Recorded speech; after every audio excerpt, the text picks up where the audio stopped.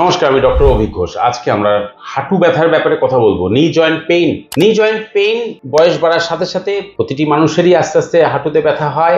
এখন সেই রকমই একজন পেশেন্ট আমার কাছে এসেছিলেন গত বছর, প্রচুর ব্যথা নিয়ে এসেছেন।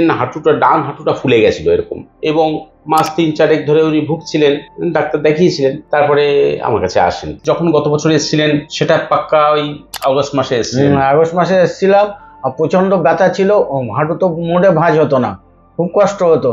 তারপর অন্য জায়গায় ওষুধ খেলাম, খাওয়ার পরে কিছু কমলো না। তারপরে এইখানে এসে ওষুধ খাওয়ার পরে মোটামুটি কমেছিল।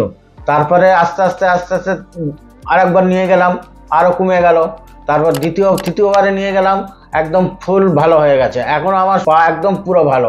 তখন পা ডান পাতা পুরো গরম ছিল বা ফোলা ছিল, এখন একদম পুরো ইজি হয়ে গেছে।